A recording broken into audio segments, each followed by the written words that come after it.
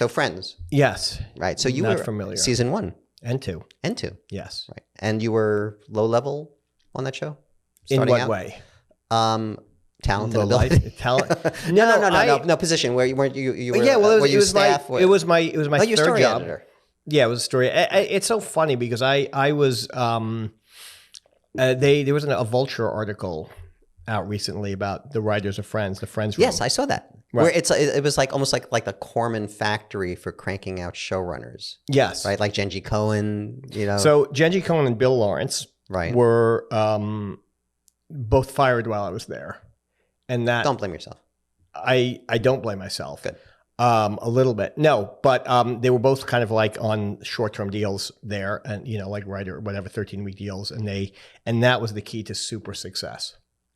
Was getting fired, and I should have gotten fired instead of quitting. I didn't quit. I left. I moved on. Right. But I was going to ask about that, but we'll get there. I don't think about that often. Just every day.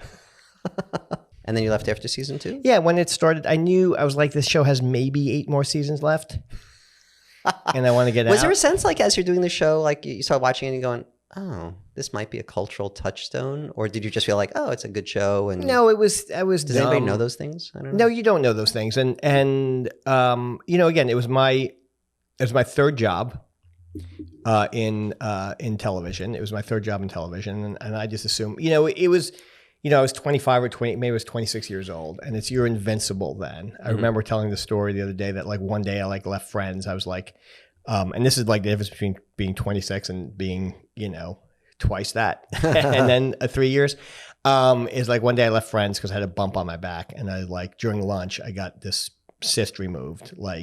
And the guy's like, I'm just talking to the guy who's like cutting out the cyst. He's like, all right, well, we're going to send it to the lab and just make sure it's not cancer. I'm like, okie doke. It's like, you want us to call you? It's like, either way.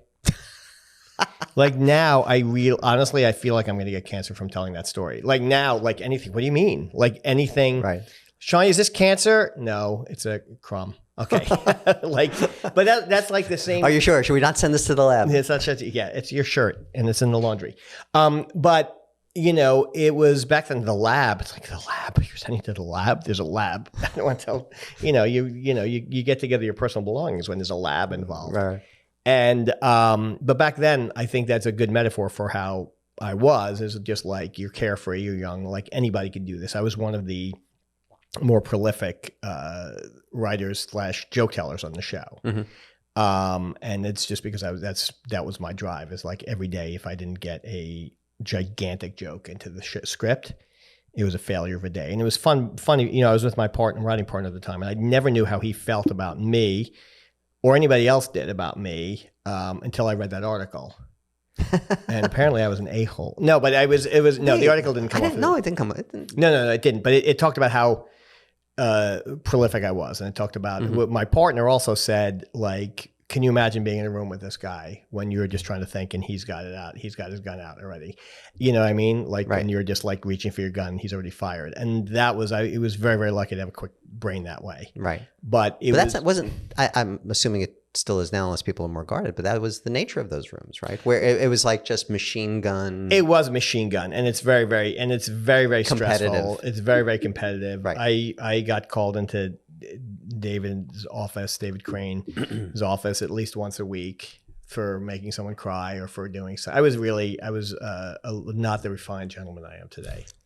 But it wasn't even a matter of competitive. It's like you felt so passionate. Like we would like, I remember like screaming at somebody over a point. I just was so passionate about that and so passionate about like, jokes. And I just remember jokes that I remember there was one joke that we did that where Joey was in a porn movie, and Joey was in a porno, and he was like, he was like the copy boy or something in an office, and David Crane was like, all right, you have like 1 hour to pitch on porn titles, and that's it. Like that's it. We knew that was going to be a thing, and everyone pitched. And I came up with how to succeed in business. And it was just like, pencils down, everyone. And I remember like Courtney delivered it, and it it didn't land, like the joke. It was so shocking. The joke was so shocking, and we didn't know how to write it succeed or succeed and whatever it was. But I know objectively, like that was a good joke, and that was going to land, and it didn't. And it didn't make it past like the first. It didn't make it past the table read. And then David Crane was like, "We're not going to be in honor of that joke. We're not going to put another joke in there." And then I know because he's like, It's a weird way to honor. It was an honor of fallen joke. It was honoring a fallen joke. And then 2 years later, I woke up in the middle of the night because we couldn't get another one there. That was the bar. We couldn't get another one. And 2 years later, I woke up, like maybe 4 years later, I woke up and I go, "Damn it, working stiff." And so I called David. Did you call David and tell him? Like, I have, and he's like, Friends was over, I think, at this point. I was like, I know there's no way to go back on the DVD, but I know. And the other one, which I don't know why it didn't get in, it was such a great joke, and it didn't get. Again, I hold on to these things. Like that joke was fine. That joke, I had my chance with it. Joke, it played, it died, and that was just that I didn't come up with quick enough. But this joke, when the one where Ross gets a monkey, I think we wrote that one. My partner and I wrote that one when he got the monkey, and. Joey goes, "Oh, what a cute joke. Where's his little organ?" And Chandler says, "Right under his little diaper." And an incredible joke for the time. You have to understand America was in this monkey excess time. Yeah, I remember that time. And everyone laughed and David just moved on. I was like, how's that not in the show? And to this day, I believe that the show only lasted 8.5 years. Because of that? After that joke. You should call David. We've talked about it. Does he deny that? I think he would give me, as he did, God bless this guy, he would always give me, like, he would like have this frozen smile on his face. Right. Like when you'd pitch something that made him uncomfortable. And sure enough, that happened a lot. But anyway, yes. So it was a cultural phenomenon. I remember I wrote a joke at like the very first episode when Rachel gets a job at the diner and she gets her first paycheck. It says, "Who's FICA and why is he taking all my money?" And literally a week after that aired, I was in like a Bennigan's or something, or TGI Fridays, where I used to spend money. That's right. Where they wore like the suspenders and the thing, and somebody had, one of the waitresses had back when they were waitresses, they had a pin that said, "Who's FICA and why is he taking all my money?" Really? Yeah, that was a week after it aired. And it was like, that was like, cool. But then it was just like, I just assumed that's TV.